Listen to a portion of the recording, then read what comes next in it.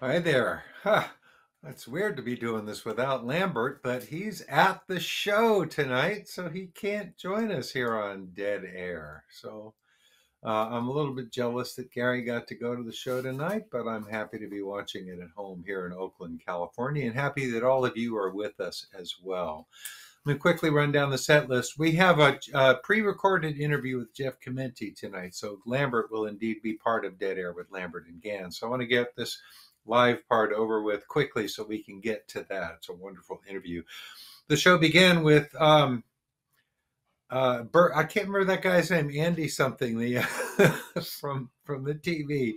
John Mayer's friend introduced the band. That was pretty weird. Bertha, Mississippi Half Step, Shakedown Street, Sugaree, Tennessee Jed, Birdsong, and Don't Ease Me In. A wonderful, wonderful set with a couple of odd moments. And I'm happy to report that Bill Kreutzmann is playing drums with the band again tonight. It's been a while. We haven't seen him. I'm not sure if he's going to be with us for the second set as well, but I sure hope so. It's great to see him back on the job. It's been great to have Jay Lane in as well. So we're going to talk with Jeff Chimenti in a few minutes, but I want to point out to you that you're watching this on nugs.net, and Nugs is a live music-based online music service, and pretty much the only one of its kind. It was founded by a Deadhead for this Deadhead mentality of favoring live music over recorded stuff. And there's an immense archive of Dead music, Dead and Company music, Bob Weir and Wolf Bros, Pearl Jam, Bruce Springsteen, Wilco, zillions of artists I've never heard of that you will love because it's an immense reservoir of great music, lots and lots of live concerts going back decades. And they recently started a subscription, like a streaming service as well. And they want you to sign up for a free 7-day trial of that at nugs.net.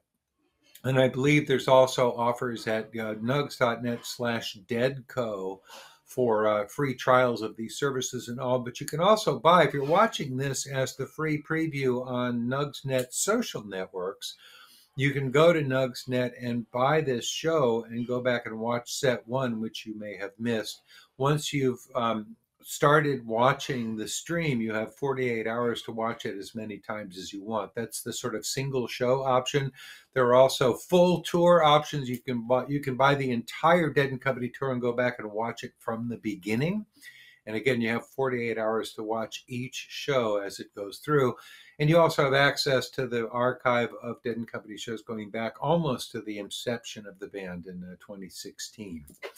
All right, enough of that stuff. Go to nugs.net and check out the possibilities if you're not already a subscriber. But let us go now to a pre-recorded interview. Gary Lambert and I had the great pleasure of talking with Jeff Chimenti, the keyboardist of Dead and Company, a few days ago, so that we didn't have to try and squeeze it in the middle of a live show. So here he is, pre-recorded through the magic of digital technology and through the good graces of our engineer, Jacob Lima, who makes this all work for us so that I can do it from home. Enjoy with Jeff Chimenti and enjoy the rest of the show tonight, friends. Happy to be talking to our friend and yours, Jeff Chimenti. Jeff, welcome to Dead Air on nugs.net. And thank you, and very happy to see you guys. And it's been too long. So. It has been way too long since we've been together in the same room, but man, I have been enjoying you from afar. This tour has been spectacular, as was last year's. But it's nice to be able to talk to you. It's been good. It's been a fun run. So. Yeah. One of the pleasures we get out of watching it the way we are watching it, rather than being at the gig, is we get to see so much detail. Hear the detail in the music, but also see the detail in interaction between the musicians. See the way you're affecting each other and the way you're getting pleasure out of what the other guys play. The facial expressions have been very happy. The body language has been very animated and great. And that's a beautiful privilege to get to watch that from up close, even though we're thousands of miles away from it. Well, there's definitely been a lot of smiles up there, and I love seeing that. And I think everybody's feeling good, and we're having a lot of fun. Great. The music, the telepathy just keeps getting stronger and faster among you guys, and The rapid fire handoffs between you and John are particularly pleasant to watch. But as Gary says, all of the interactions, the eye contact and stuff, the camera work is very musical, and it's fun to be able to watch your hands on the keys and stuff like that. Oh, thank you. You know, but it's definitely it's become a band. You know, it's and keeps growing. You know, so it's the right trajectory. You know, so happy to see that happening. Yeah, we stay in touch with the guys as much as we can, and John just keeps saying with each succeeding tour, he's like, he gets it a little more, you know, like he felt like he was just starting to get it when the band was just starting, and clearly he gets it in a big way now, doesn't he? Well, I think we're all continuing to grow, you know, no matter what. No matter how long you've been involved with it, you know, and that's the beauty of it, because there's always a lesson to be learned, you know.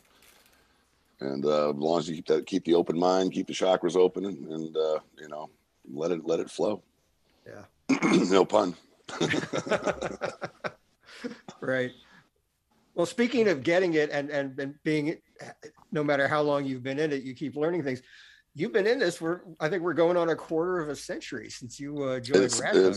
Yeah, a little bit over that now. Yeah, it's just past it. So I know it's 25 quick ones. Amazing. And I'd like to get a little into like where you came from before Rat Dog, because I'm not sure many people know that backstory. I think I first encountered you as a jazz player. You were playing in Dave Ellis's quartet, who was sort of your pathway into Rat Dog. A fantastic quartet, I think, was Peter Barchet and Dazan Claiborne. Incredible Bay Area players.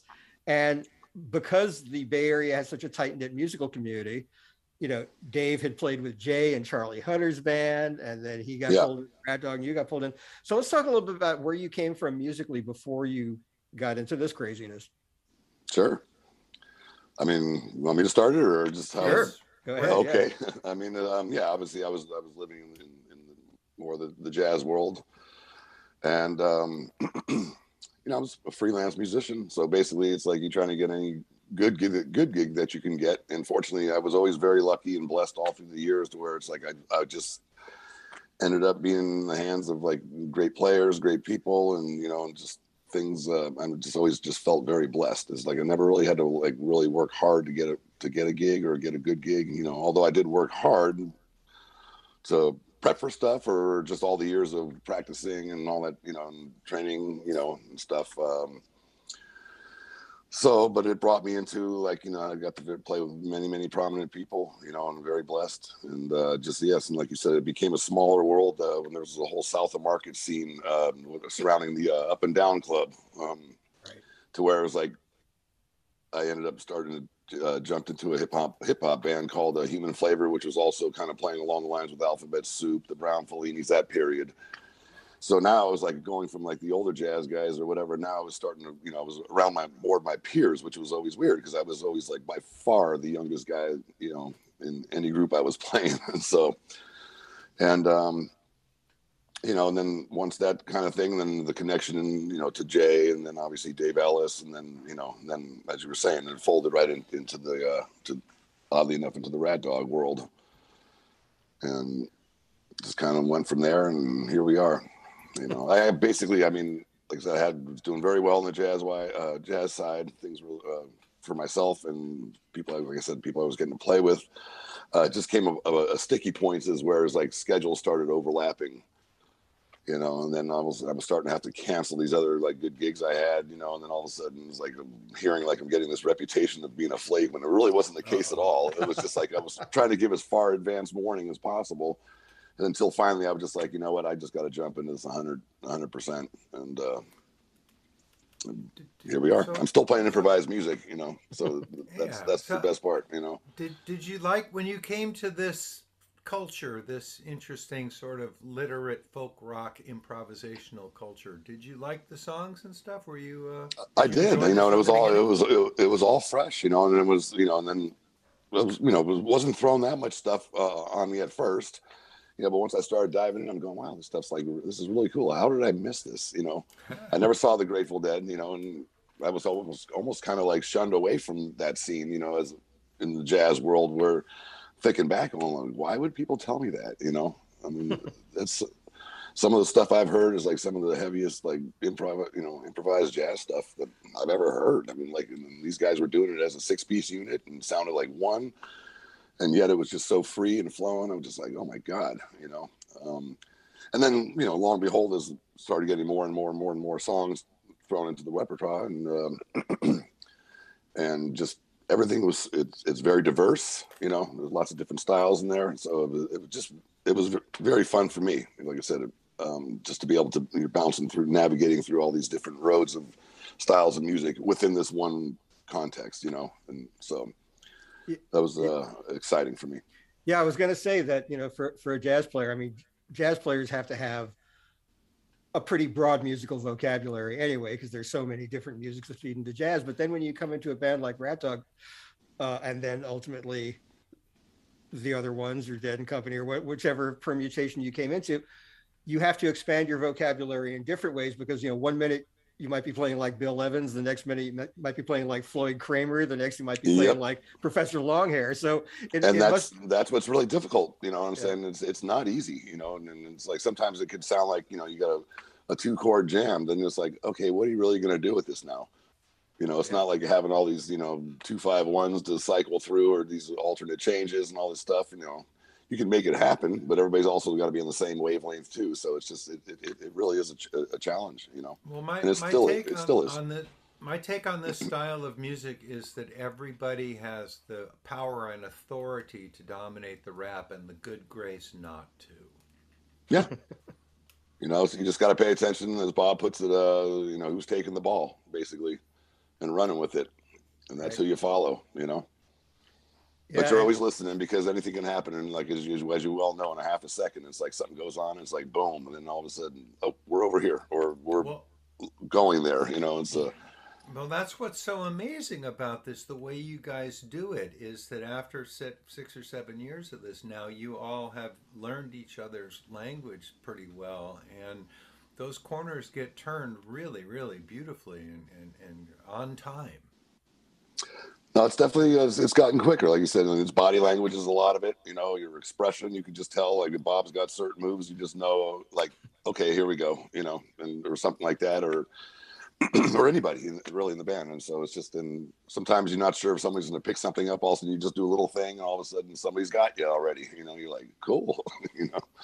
Yeah, Herbie Hancock once made a great statement about playing with Miles, and he said, you know, playing in this band is like being in a conversation, and you have something you're really intent on saying, and you keep trying to get in there, but the conversation keeps changing and it goes away from what you were trying to say. And sure. you have to be open from, you know, to that thing of like, you know, you don't make your point, but you become part of a bigger point. Unless you happen to place your point at the right time, at the right moment, and everybody is right with you. Otherwise, like you said, it could be, you know, the conversation could be going that way. And so it's like, now you just got to adapt to that, and like, I'm going to change my language here.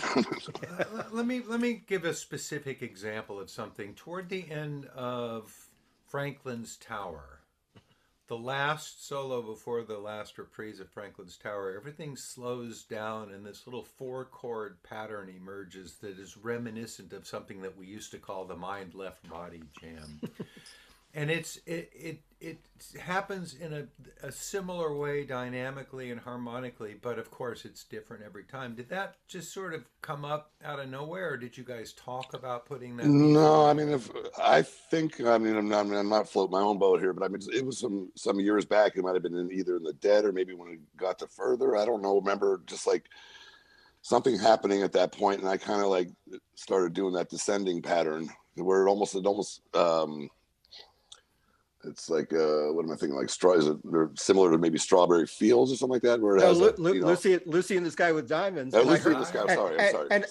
I heard the other night I caught you quoting that little harpsichord intro. I did that. It made me very happy. I haven't had enough coffee yet, but it's faux pas there, the song title. But yes, that's okay. So, but yeah, I think, and then it just kind of like stuck, because I remember, I think maybe even Phil said, do that again, like you know, the next time, you know, or something. It was just weird. So I'm not laying claim to it. But I do remember that period when that kind of started, and then it just seemed to kind of stick, you know. Yeah. Well, it doesn't matter who started it. It just matters that it continues and that it's sort of become one of the sort of tropes of the song these days, and it'll wander off. Well, I once listened to like several hundred Dark Stars in a row, just to get a sense of how the piece evolved, and things would come up and little ideas would fly for a few gigs and then they would just kind of wander off. Then they might come back a year later and things like that. So there's like this sort of type case of ideas and turns and stuff that keep returning to the conversation in a really delightful way. Yeah, and whether that's done on purpose, who knows? Or it was like, someone sparked something where it was like, I remember we got something similar to that or whatever, a vibe, or or it may even just change the entire feel of it, where it's like more of a hard hitting straight thing versus a swing thing, or something, So, but once again, like Dark Star is a perfect example. It's just like such an open palette there. I mean, just never know. Yeah, and this band seems so flexible to just about anything happening on a given night. The fact that you played All Blues by Miles Davis coming out of space, and it wasn't on the set list, and No. it just felt like the right moment to play that. Well, that actually kind of like happened organically. It was during a sound check, and I think it might have been a few gigs prior to that. We were in a different key even, and it just kind of came out. We just joked about it, And then I thought about it that particular night when we actually did it, because I think we were going into Cumberland, if I'm not mistaken. And so that also being in the key of G, which is the original key for All Blues, I thought this might be a good time to maybe toss that in there and we'll see what happens. And then we work our way into Cumberland, stuff like that. Just, we might discuss something quickly, like, during drums before we're heading out to space, like think about this, or, or sometimes it's not, and it just happens. Right. Or sometimes we need to fill some time. You go, okay, what are we going to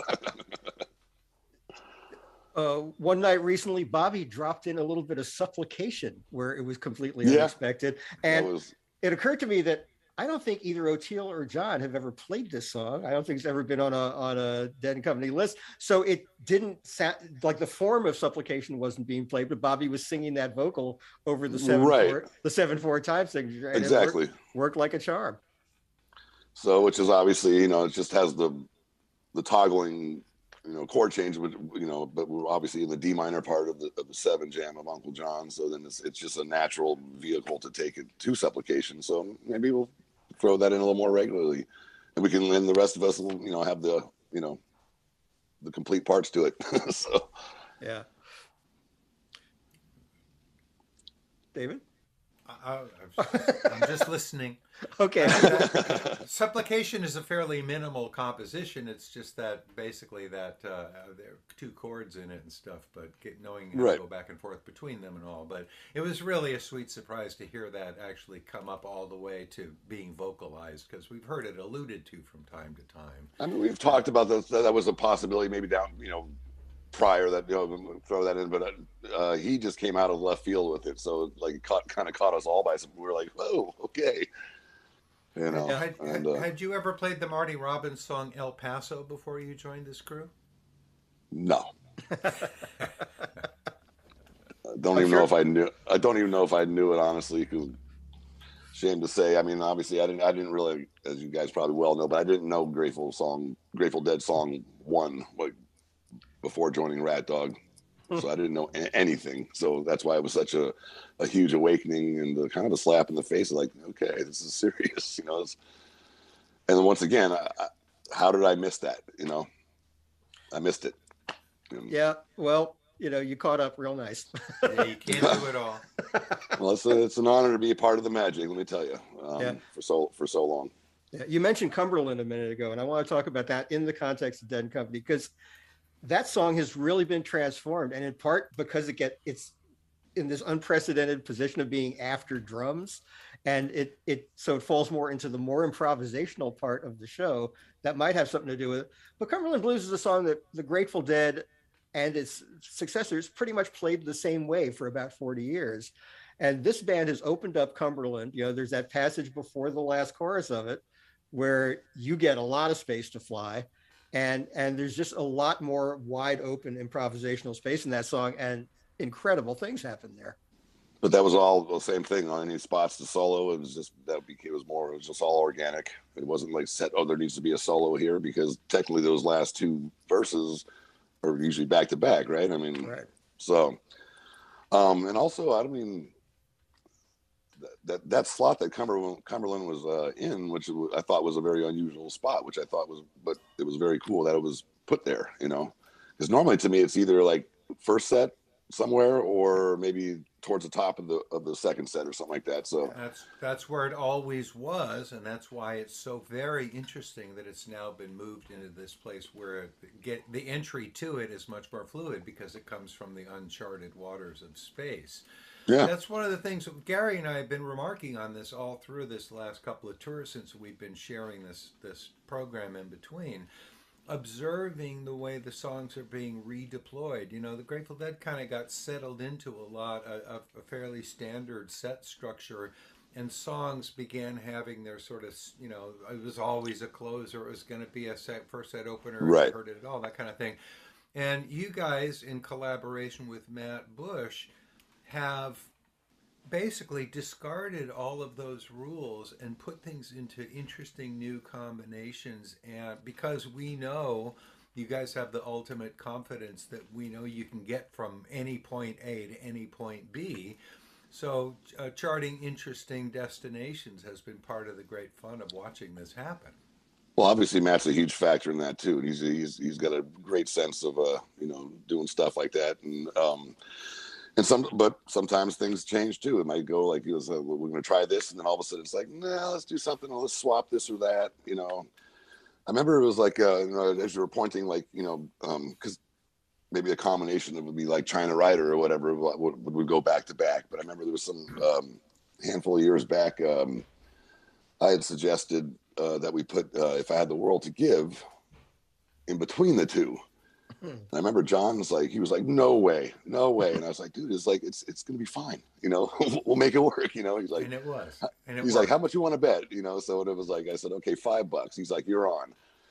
and we did it, you know, and I think it worked out really great. And then, yeah, actually, I got a package. I got a package in the mail with on his personal typewriter, a note to me, and the $5 bill framed. You know, so I got this. I got it at home. It's a beautiful thing. He paid up and more so. So it was a little treasure of mine now. So has Matt ever suggested a combination that you guys thought wasn't going to work and that you vetoed collectively, or have you been willing to try? No, I mean, there may be not really. I mean, because you just never know what's going to happen even in between the stuff, which is also, you know, I live for that too. Sometimes it might look at it where it's like, that's a whole lot of songs in the same key, so maybe we need to like change it up a little bit if possible. So we might flip something, you know. But he's generally, you know, spot on. So a lot of trust there. Great. It's great fun. It's yeah. great fun. Jeff, I want to talk about another thing you've been involved in lately. You were there at the very beginning of it, but Bob Weir and Wolf Bros, and then expanded to the Wolf Pack. And this seems very consistent with Bobby Weir's method pretty much throughout his career. You know, when he started Rat Dog, you know, as a basic, you know, little unit with Johnny Johnson on keys first, and Rob Wasserman and Jay, you know, I said to Bobby, this is kind of like, you know, just getting back to basics, and you're going to expand it from here. And Bobby said, hell yeah, that's what I've always done. You know, we thought we'd start a simple little blues band back in 1965, and you know, look what happened to that. Go. Right. And so then Rat Dog turned into something bigger and with a lot more texture to it. And Wolf Bros, he started out as the trio, and then he, you know, you and Greg Lees came in, and then the amazing Wolf Pack, incredible players and arrangers and all that. So let's talk about that a little more. Let's go from a 3-piece band, and then we're turning into a 10-piece band. Right, into an orchestra. You know? Basically. Yeah. You've been enjoying that as well? That's been a lot of fun, yeah. And I'm sure that I know there's more coming up. So look forward to when that happens. And but it was a fluke for me because, you know, the trio had been doing like these streams, I guess, from TRI Studios. Mm-hmm. And then Don had contacted me, and he just said, "Hey, can you come up like for a day or something like that?" You know, and we want you to join in or whatever. So I was like, sure, you know. So I came in. I think even Parrish came in that day, and then did some sort of little recorded thing for a stream, and then Don was like, "Oh, can you come again like next week?" You know, I said, "Oh, okay." So I came back next week, and then pretty much after that, he was like, "Can you just come up all the time?" so already went into the 4-piece, and then they decided, like, you know, and then he's like, Don started asking me if I knew of Greg. You know, I knew of him, I just didn't know him personally, and then I went to the 5-piece, and then obviously the symphony stuff is come into play, and then and that's how Wolfpack came to be, because they were supposed to be the symphonic soloists in the orchestra, but then, you know, as Bob, brilliant ideas, said, let's try something here. You know, so that's kind of really how that happened, and then and that's kind of where it lived from here. I'm looking forward to the next chapter of that too. I hate to say it, but we need to wind this down. We've been at it for 25 minutes, and we're in a very limited time space during the set break. And so we have to begin to wrap this up. I'm sorry to say. As the gigs go too, they all go too fast. So I always enjoy my time with you guys, and great to see you. I miss you dearly, and I'm hopefully be able to give you personal hugs here at some point soon. Oh, indeed. Well, Jeff, you know, I have been unabashed in calling you an unsung hero of this music for a very long time. That's very kind. Your time in Radcliffe, and I'm so happy to see the audience is responding to you as they do when you and John interact. It's been really deeply satisfying to see you getting your props, man. Well, you couldn't get a better audience, let me tell you. Yeah, got indeed. That right. Well, thank you again, Jeff Chimenti. It's been a pleasure to talk with you, and maybe we can get you to call in and talk with us on Tales sometime. That would be awesome. All right, man. Let's enjoy the rest of the tour. All right, Jeff. Thank you. Much love to you guys. Talk to you soon. All right.